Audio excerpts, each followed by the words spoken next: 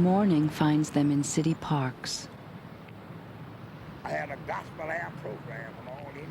They are remote Revival. and nameless, Revival. almost like ghosts, haunting us by their presence. I had 10 time minute building here was my own. 1/3 to 1/2 of those sleeping on our streets today suffer from mental illness.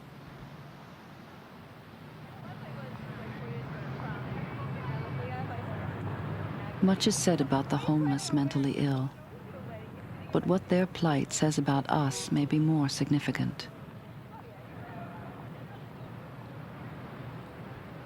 It seems we still haven't found a place for those who are doubly disadvantaged, both poor and insane.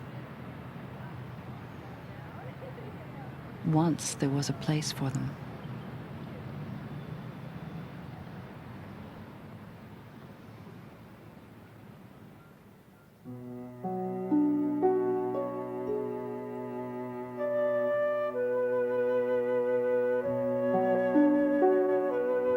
Over the decades, this was a refuge for thousands of disturbed men and women. Here, at least, their basic needs were fulfilled.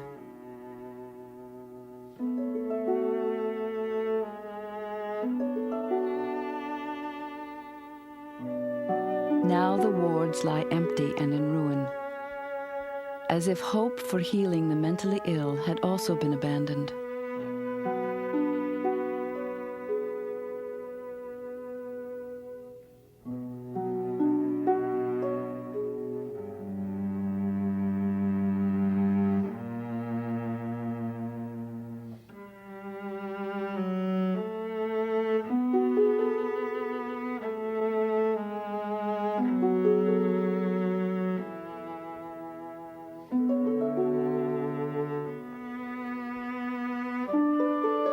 This is the story of St. Elizabeth's, our national mental institution for over a century.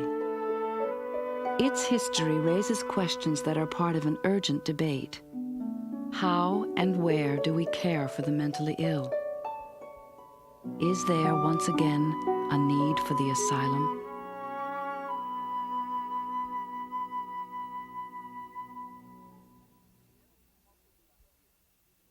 Whoever came up with the idea that collecting all the mad together, putting them into one building, and putting them through a particular regiment would be a curative intervention, that seems like a very odd and very strange idea.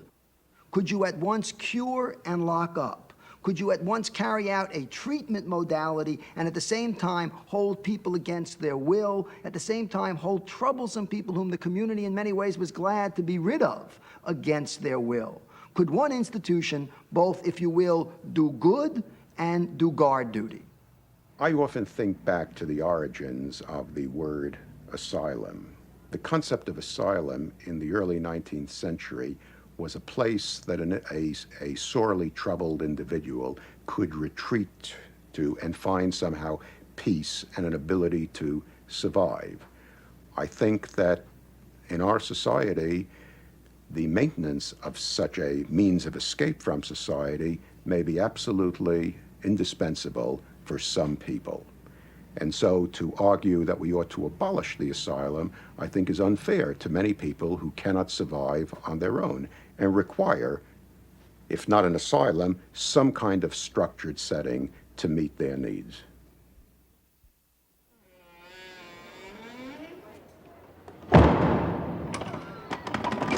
(1841). Here in this cell of the East Cambridge Jail for Women, a wild-eyed lunatic is hiding in the gloom. Barred from the simplest human decencies, she spends her days struggling against the chain that fastens her leg to the wall.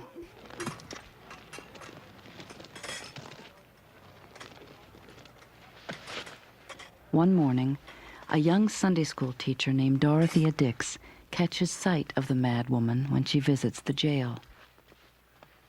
Shocked, Dix gives up teaching and embarks on a journey to investigate the plight of the insane.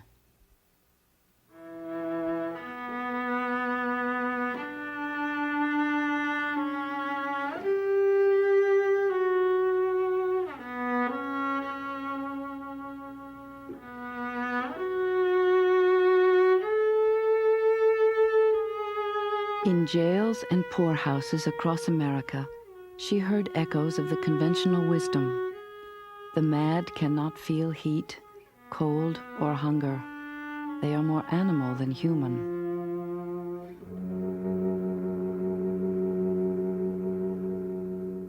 But Dix was convinced that the most deranged person could recover his sanity if treated with kindness and dignity. After covering more than 10,000 miles by stage, steamboat, and rail, she comes to Washington to build the case for reform. It is the mid-1800s, and women have little political clout. But Dix works tirelessly out of this boarding house, lobbying Congress to build public hospitals for the disturbed. Eventually, she counts Presidents Fillmore and Lincoln as trusted allies. Her determined efforts get results. In an era when every state was building new institutions, from orphanages to penitentiaries, Dix helped to establish 32 asylums.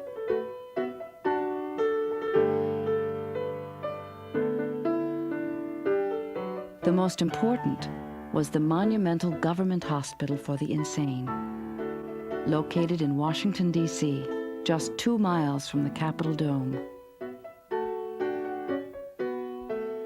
Dix herself helped choose the peaceful site.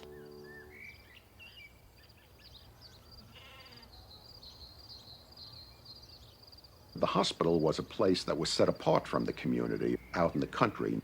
The assumption was a 3 to 4 month stay amidst this idyllic setting, which had a farm, grounds, opportunities for amusement, religious exercises, games, would ultimately cure the patient in 3 to 4 months.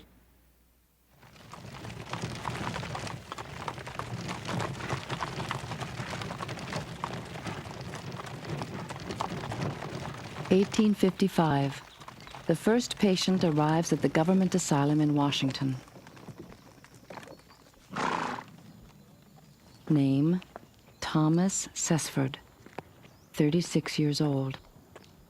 Obviously temperate and of good moral character. But there is a history of violence in his mother's family.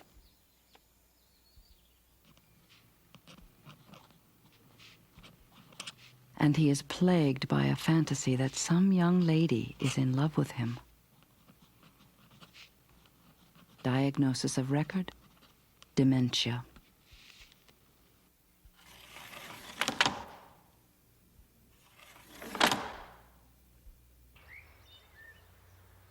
For the first week of his stay, Sesford has the whole place to himself. Away from the pressures of big city life, his rattled spirit is supposed to heal.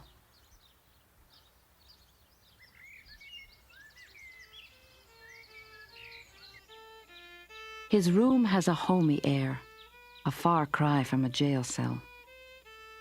A few simple amusements are provided to occupy and calm his mind.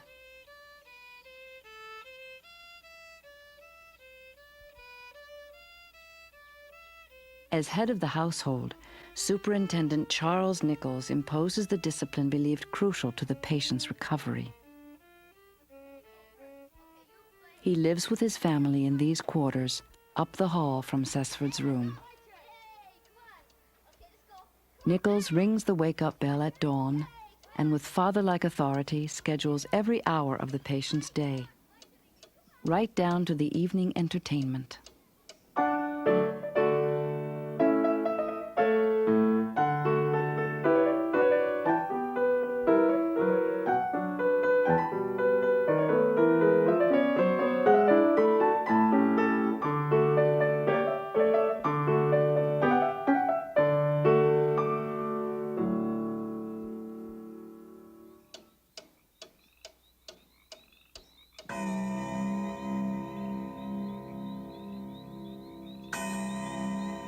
Dorothea Dix once said that if a person's insanity was detected soon enough and treated with this sort of moral therapy, he would recover in months as if he had a cold or flu.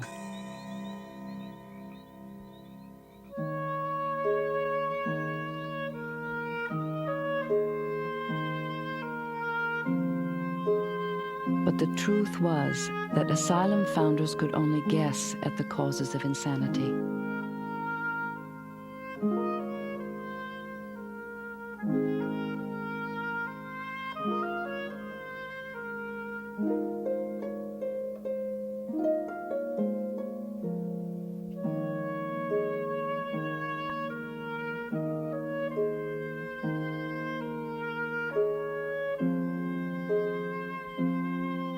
And Cessford? The presumed cause of his dementia was noted in the register.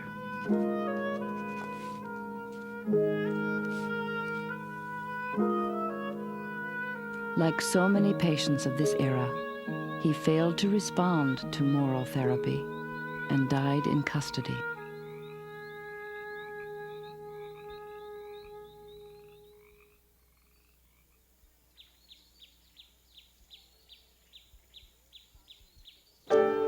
In the years following the Civil War, American cities boomed, and the nation's asylums strained to keep up. The government hospital had to cope with hundreds of new admissions. Soldiers, freed slaves, and immigrants stranded in a strange land, many of them unable to explain their troubles.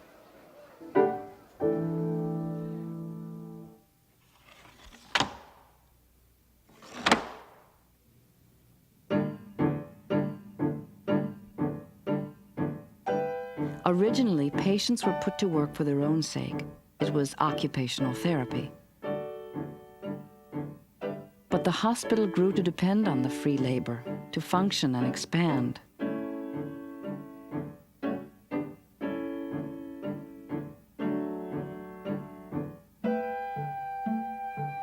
And so the asylum, the haven, came to resemble a town. It was now organized more like a factory than a family. Just as in the outside world, there were bosses and workers, upper and lower classes, patients with nothing, and patients with privileges.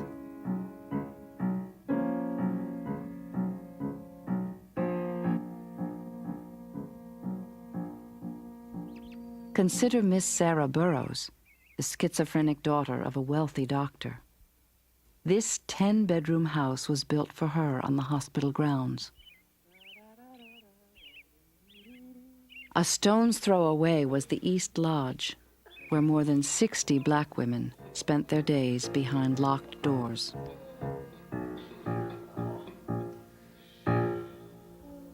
Isolating the asylum from the community meant that whatever went on inside the asylum was going to be hidden. There would be no way of knowing what was happening, except for the attendants, except for those who were there. The asylum became a world apart.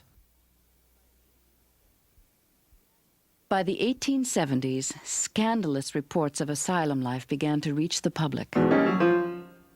Elizabeth Packard, committed to the Illinois hospital by her husband, wrote a best-selling account of her ordeal. Readers were shocked to learn of beatings, chokings, forced ice water baths, and other abuses committed at the hands of the staff.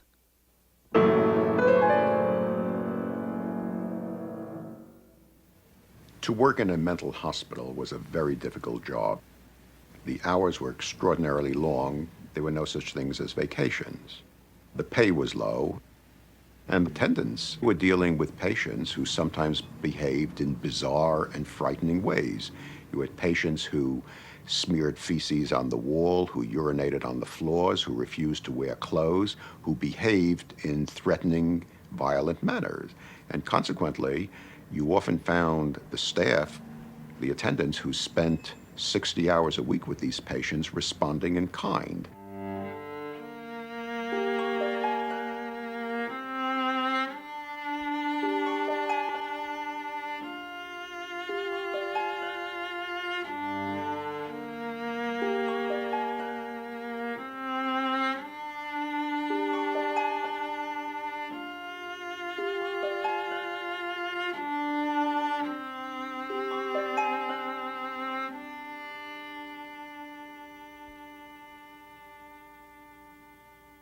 The government hospital's second superintendent, W.W. Godding, had to steel himself against a public growing suspicious of the hospital's methods. He turned to a group composed of the Washington elite, the Board of Visitors. Their job was to act as the eyes and ears of the public and watch out for abuses. One evening, the superintendent and the board meet here to discuss the case of Frederick Hamburg, an asylum patient killed by a blow to the head. Newspapers say that Hamburg was struck by an attendant. But the attendant claims the hapless patient slipped and banged his head on the bathtub. The board votes to fire the employee, but the damage is already done. The asylum's reputation is sinking.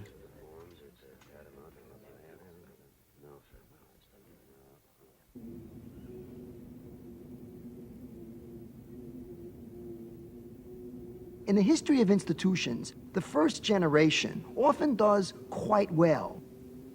But the second generation, who take over the institution, end up distorting it. What happened, courtesy of an ideology that said discipline, good order, habits of training, what that soon translated itself into was an extraordinary rigidity that placed order and discipline above all else. Indeed, order and discipline without a humane touch.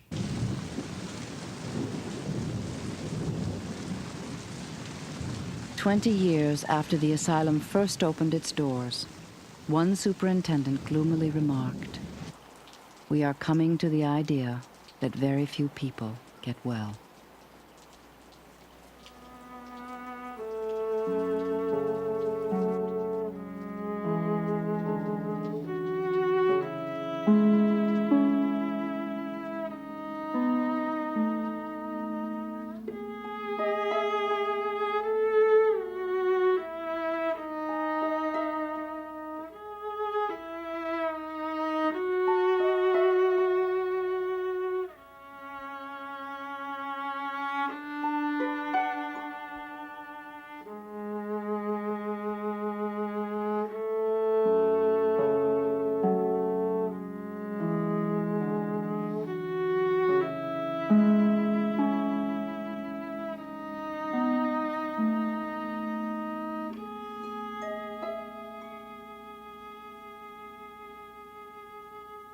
Many patients who were admitted to hospitals in the late 19th century were suffering from organic diseases for which there were no known therapies.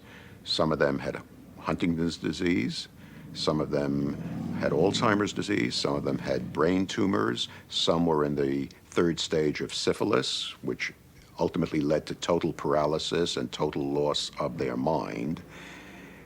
And for these people, the best that you could do was provide humane care simply because there were no therapies available. From this gathering of asylum superintendents, they appear rather settled into their stolid Victorian ways. Little did they know that their comfortable assumptions about insanity would soon be challenged and overthrown. Godding of St. Elizabeth's was part of the old guard, but he was also among the first asylum doctors to embrace the brave new science of neurology. Neurologists said that insanity was a disease of the nervous system, and that scientific study of the nerves and brain was the only way to uncover the roots of mental disorder. The debate intensified when the mentally unstable Charles Guiteau assassinated President Garfield in July of 1881.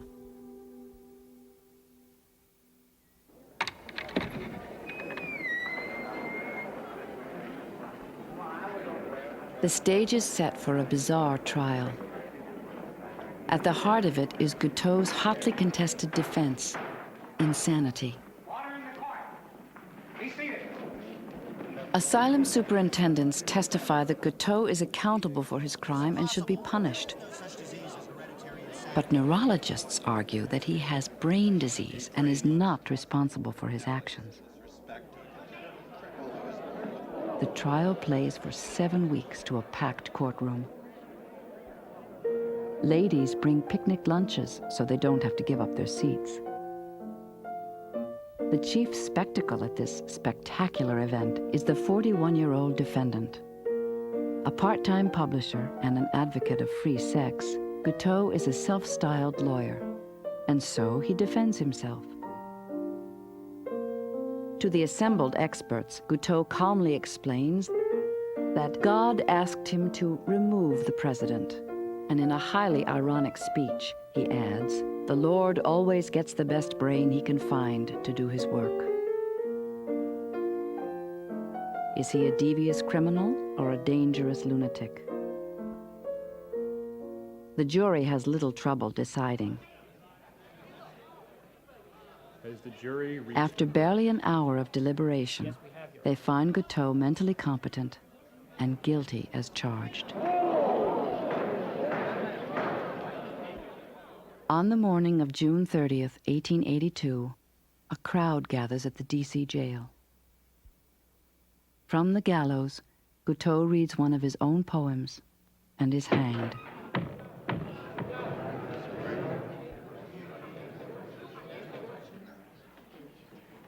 Later, doctors remove his brain for microscopic analysis. Their conclusion? It appeared damaged, probably because of syphilis. Most likely, then, he was insane.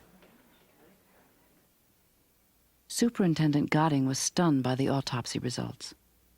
From then on, he dedicated himself to neurology, opening one of the first laboratories on the grounds of an institution.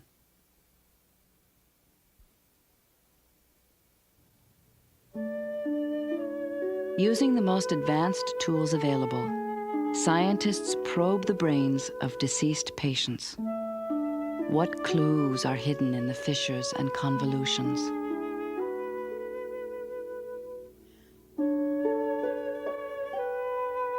The microscope opens up whole new vistas for neurologists to explore. But their methods are crude. The science is still in its infancy. And, unfortunately, their research does little to illuminate the causes of insanity, no matter how carefully they record their findings.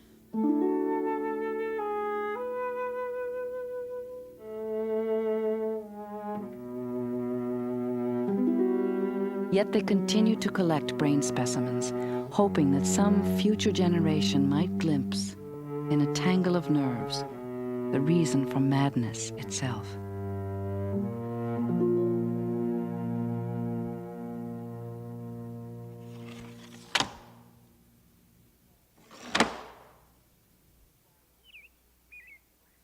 While researchers performed autopsies in the hospital labs, the wards nearby were filling up with thousands of patients. With no breakthrough in sight, all they could do was wait.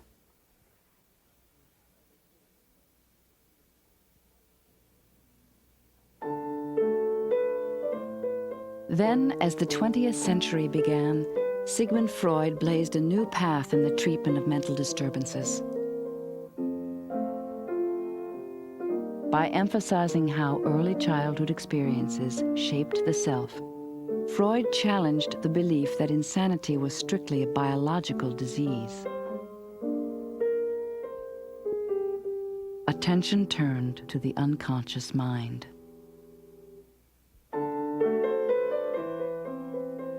1929, the world's leading psychoanalysts gathered in England for an international conference and a celebration of the new science of the mind.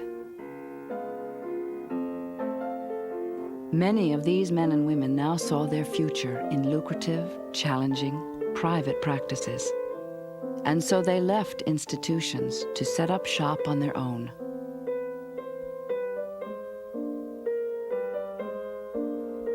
But a few exceptional talents remained. In fact, the government hospital's new superintendent, William A. White, was one of the first to try psychoanalysis on hospitalized patients. Of course. My mother never As White saw it, the task was to consider the emotional history of each patient. So he probed, analyzed, and charted every facet of the individual's personality.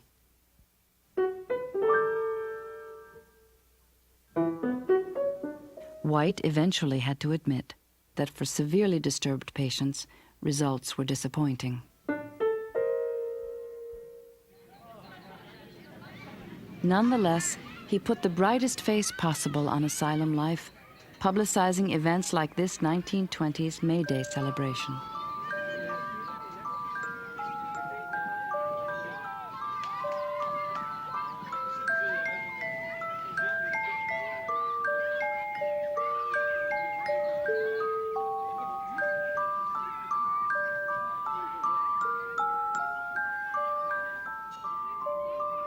To play down the image of a madhouse, White had the word insane dropped from the institution's title. It became known as St. Elizabeth's, after the patron saint of healing.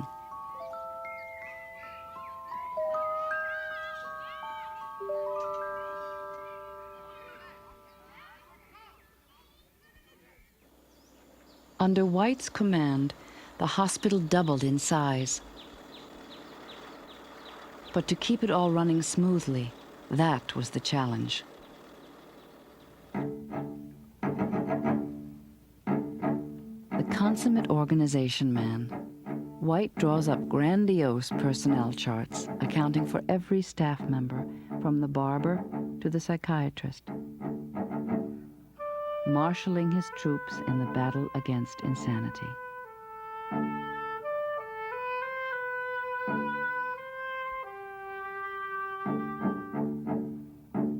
Overloaded with minute details, his plan grows more and more elaborate.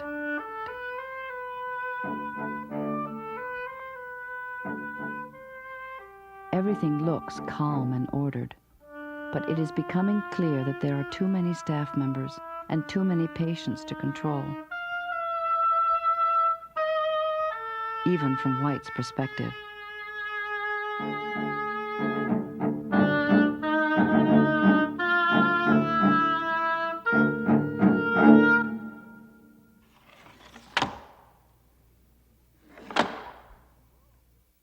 As the numbers grow, the state hospital is left with the extraordinary assignment of housing and caring for thousands of patients. Sometimes the buildings would expand to keep up. St. Elizabeth's may have been one of the lucky ones in the sense of expansion of construction, keeping up with numbers. Other hospitals were not so lucky. And so bed would follow upon bed, crammed into the most extraordinary narrow spaces, day rooms filled with people. And this is the assignment given to the state hospital. You handle the failures. You handle those who we could not cure.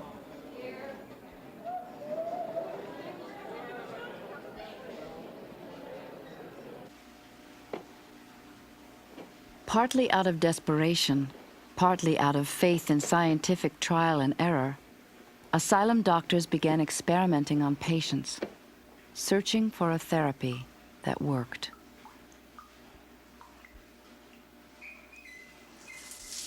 They tried water, heat,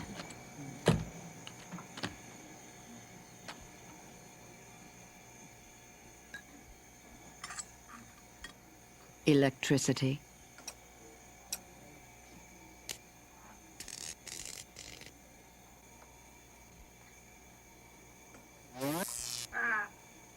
radiation,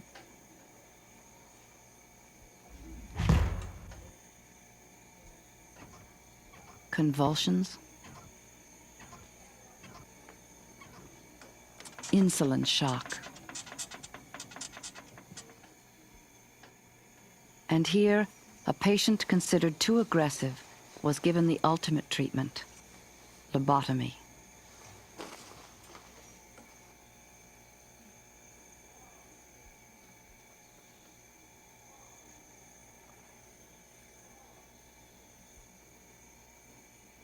They search desperately, but without very much effect. They search for some kind of wholesale cure, some kind of administration of a drug, a potion, a technique that would enable them to deliver a quick cure. They don't have the staff or the resources to do it intimately one-to-one to thousands of back-ward difficult patients.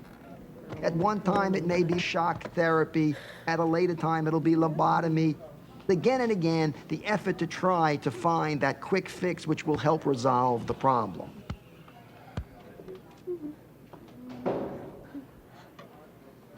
Frustrated by their failure to help the chronic mentally ill, doctors focused on a group of patients who could be cured.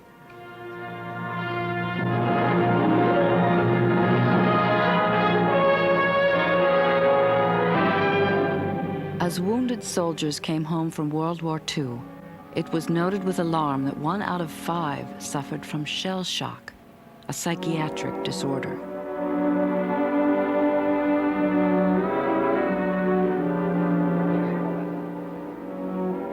Every man has his breaking point, and these, in the fulfillment of their duties as soldiers, were forced beyond the limit of human endurance.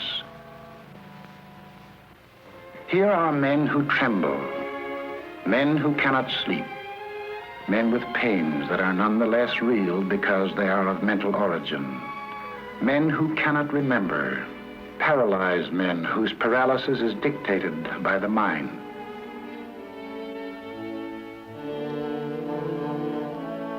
Plunged into a brutal environment, thousands of otherwise healthy men broke down. To post-war Americans, the message was clear. A major cause of mental illness is stress.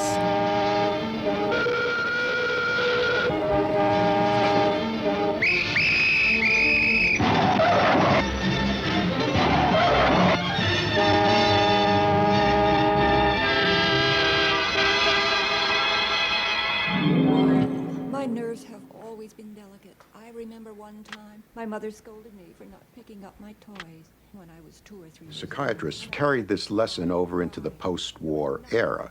That is, if stress is the basic cause of mental illness in some form or another, then the logical place to treat patients was not in the hospital, but in the community before they had proceeded so far down the line that they required hospitalization. The assumption was that early treatment in community clinics, largely through psychotherapy, could prevent most psychiatric symptoms. So that beginning in the late 40s, there was a tremendous effort to found community treatment facilities. The difficulty was that no one then asked the question, what would happen to the hospitalized patients? This is my hospital. Looks very pretty from the outside, doesn't it? Plenty of room for the birds and the squirrels. I have been a patient here in this building for 2 years. I want you to come inside and see what I see every day. There are 118 patients in this one ward alone. A ward intended for only 60. Some are more disturbed than others, and we're all in each other's ways. There are patients here that have been living in this ward for over 20 years. It's crowded and smelly, but some don't remember any other home.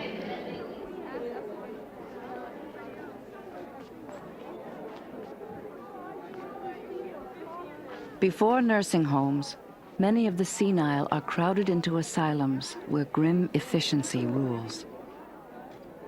Here, attendants herd woman after woman through. Some come in wheelchairs, others on stretchers. Patients are stripped naked, held under the steamy water, soaked and rubbed. For thousands of elderly inmates, the private rituals of daily life are reduced to a degrading spectacle.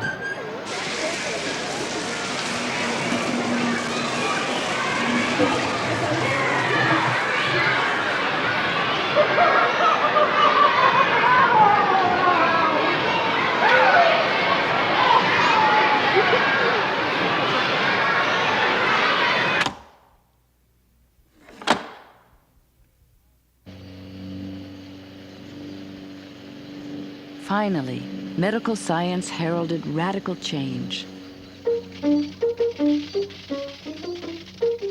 Pills, pills, a pill for every ill.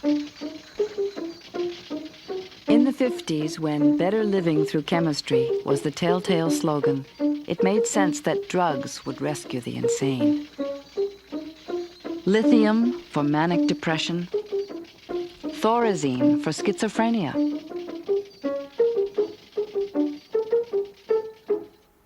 This is me when I came to the hospital.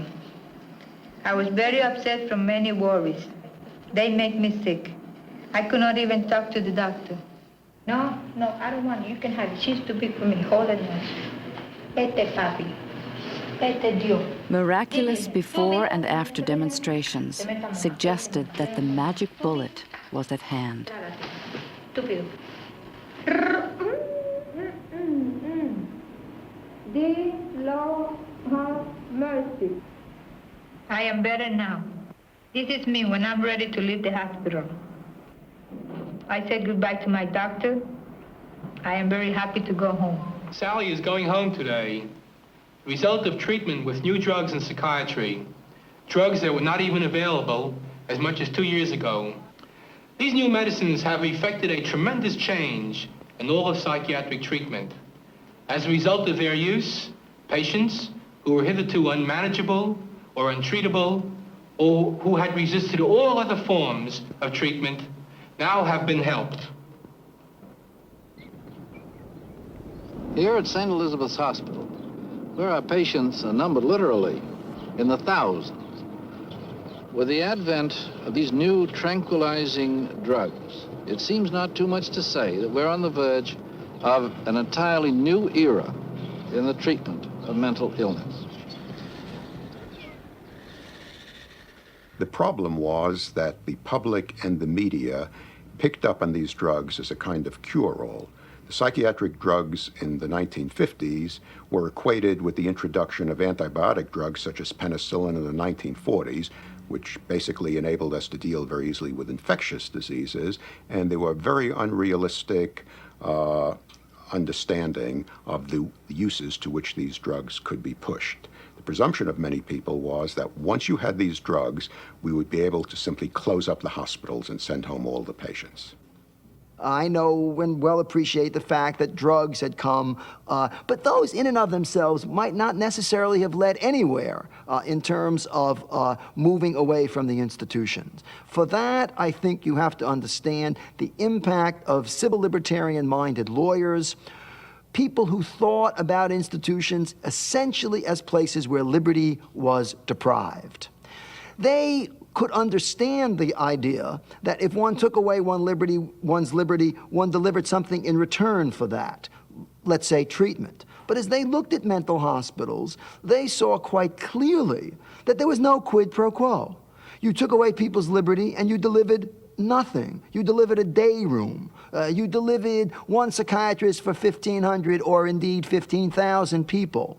So why deprive someone of liberty? While activists of the 60s took to the streets, legal battles to free mental patients were fought in the nation's courts. In 1963, President Kennedy proposed legislation that would finally unlock asylum doors. The time has come for a great national effort. Nearly half of the 530,000 persons in our state mental hospitals are in institutions with over 3,000 patients, getting little or no individual treatment. Many of these institutions have less than half of the professional staff required. 45% of them have been hospitalized for 10 years or more. If we launch a broad new health program now, it will be possible within a decade to reduce the number of patients now under custodial care by up to 50%. With the stroke of a pen, Kennedy launched the policy known as deinstitutionalization. As a result, the government would back clinics and halfway houses in the community where care was more humane and cost less. And so the forces of reform, which gave birth to the asylum, started working in reverse.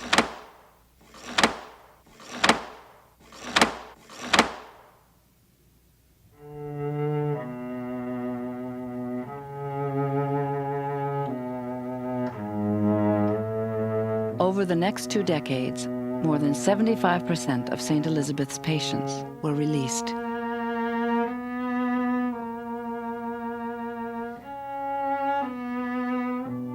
In the eyes of a generation steeped in civil rights, liberty was finally restored to thousands who were locked away, having done no wrong.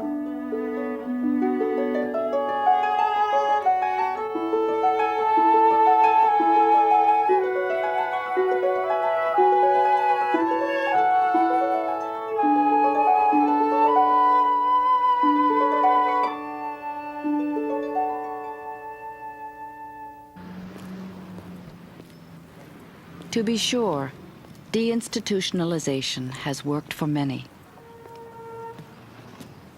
Helen Bowser left St. Elizabeth's in 1978 and moved into a halfway house in downtown Washington. We can move over a little bit, like we always do. Did I give you enough money, John? Today, she lives there with other former patients and holds down a job in the community. With counseling, prescription drugs, and financial aid, Helen has made a new life for herself. But even after all this time, memories of St. Elizabeth's still haunt her. I had a dream that I was in a jail, that these bars were all around me, and I tried to get out and I couldn't get out, and it reminded me so much of a hospital. All of a sudden I was going in an ambulance, and I didn't know what was going on. I didn't know what was happening. I didn't know what was happening to me, why I was in an ambulance. I didn't know why. I kept saying, well, I don't have a stomach ache, because I didn't understand mental illness, and I thought I kept saying I didn't have a stomach ache, and I don't understand why I'm here. Pardon me? I have no idea how long they will keep her. That's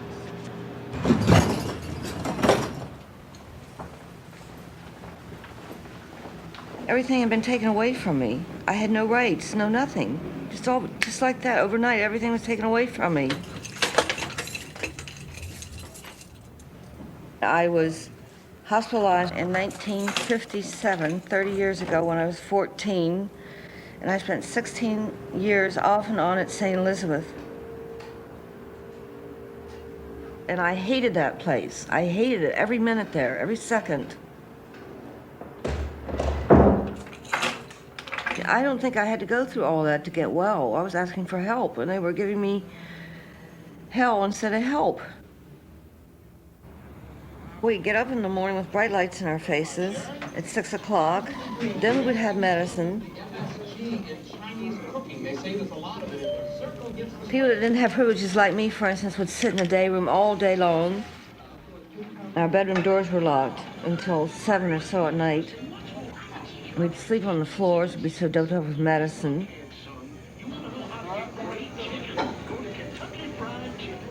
It's very demoralizing being locked up because they take away your rights as a human being and your freedom as a human being, the rights to walk on grass, to walk on where trees are.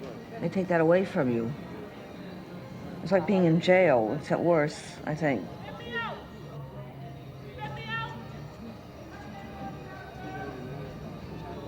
You lose your self-respect in a hospital. You have to have self-respect.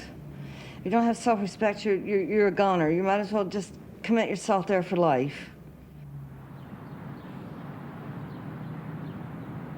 I was frightened when I moved out of the hospital because I've been locked away for so many years. I didn't know how to act in the community. I didn't know how to respond or what to do or anything. See, I didn't know how to handle myself. I almost became one of the homeless.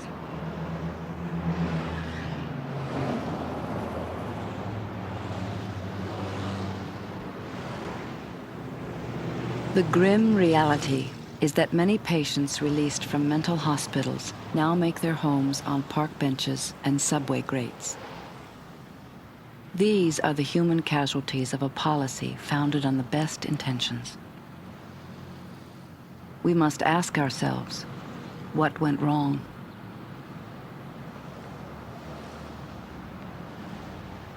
Deinstitutionalization was flawed in certain fundamental respects. It assumed that there was a community that was willing, able, ready, and prepared to receive mentally ill people and provide them with a complete range of supportive services. This simply was not the case. Most communities were unwilling to receive these patients, and consequently, we ended up with a significant number of former mental patients either living in welfare hotels or out on the streets, living in conditions that were much worse than those that they had experienced in hospitals.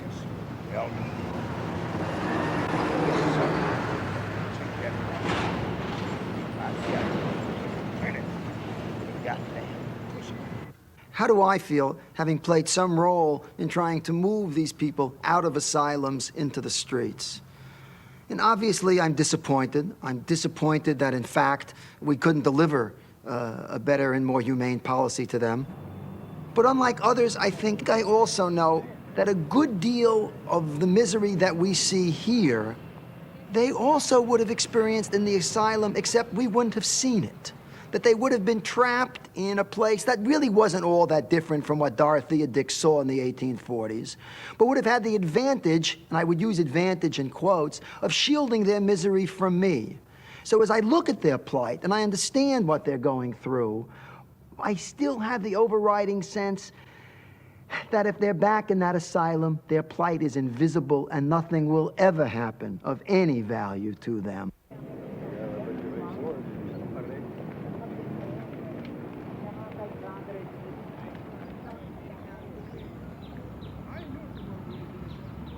In the wake of deinstitutionalization, St. Elizabeth's has gone through drastic changes. For one thing, most patients now come to the hospital for day treatment or brief stays. With 1,400 beds, the institution is not even 1/5 its former size. As a result, the burden of long-term care falls mostly on families and area shelters. In addition, the reform movement has strengthened the rights of patients who now have more say in their own treatment. Okay, the majority has it. Mr. McGoy? We still do not have a doctor on guarding noise. See, the chief doctor of the hospital is going into private business, so nobody has appointed a new doctor for our ward. Our office will get that. We don't have phone for the patient, and the only phone we can talk, that the phone belongs to the staff, and you don't have no privacy when you talk. The staff hear everything you say, and sometimes make it funny, and you. Our advocate office can check into that. You have the right for your own privacy. Oh, that's Ms. Hazelton. Last month we had 148 complaints. 99% of these complaints were resolved satisfactorily. 99%.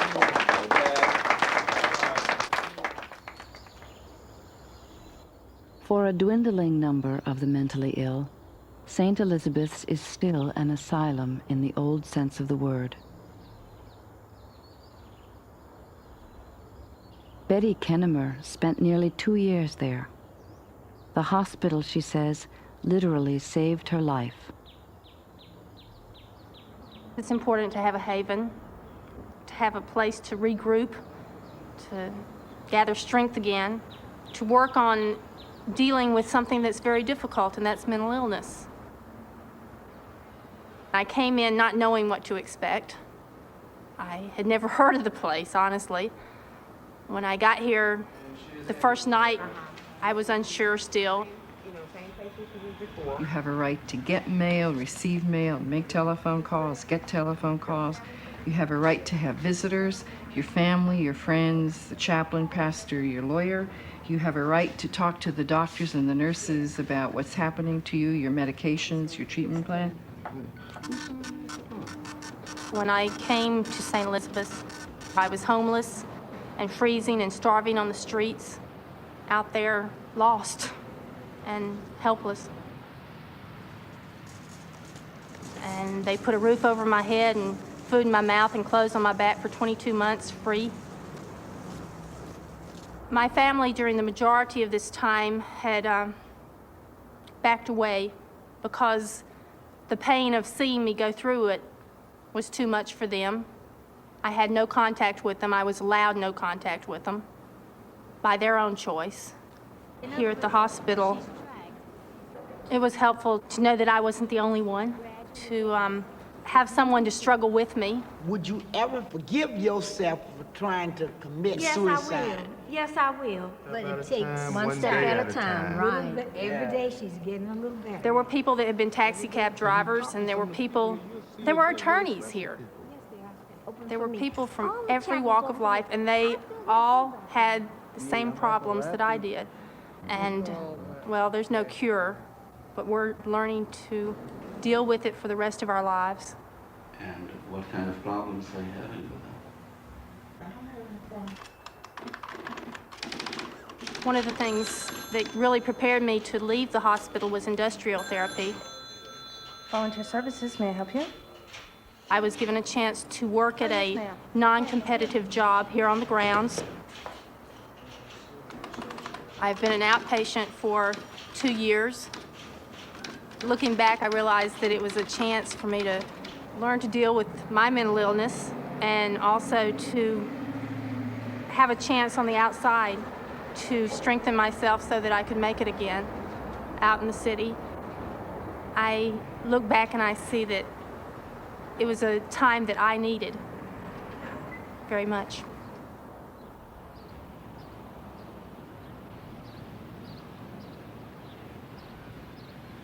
For some people, community support systems, halfway houses, and other kinds of services may suffice to meet their needs. And we can do far better at that than we have done up to now.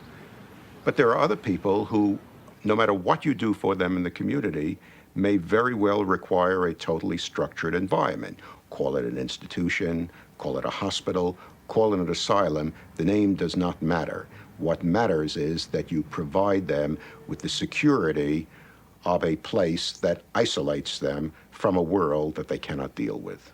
Look, as convenient as it may be to put people away, as comfortable as it is for a middle-class community to be rid of homeless people, as comfortable as it is for them to be rid of those who are labeled mentally ill, isn't it time we tried something else? And not half-heartedly, and not with some kind of sense that, here's an experiment. Enough. It's not an experiment. In some ways, I think it's our only alternative at this point. We have 150 years of failure with asylums. It's time that we invested completely, thoroughly, and diligently in alternatives.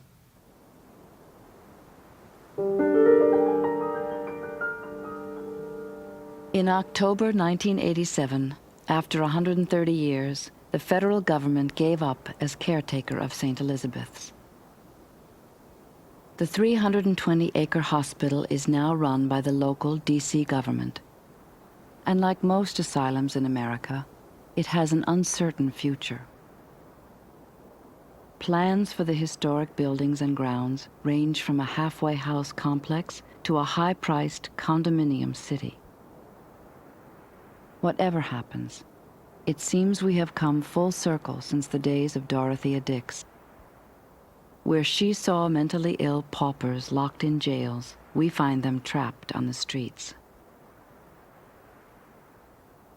Today, the struggle remains what it was for Dix: to treat the afflicted in a way that does more good than harm, and to offer the needy, at the very least, shelter.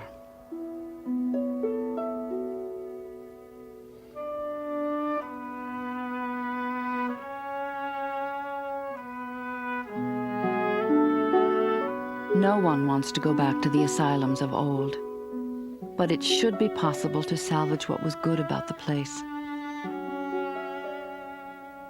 It was warmer than a jail, safer to sleep in than an alley. It stood for our desire to heal the disturbed.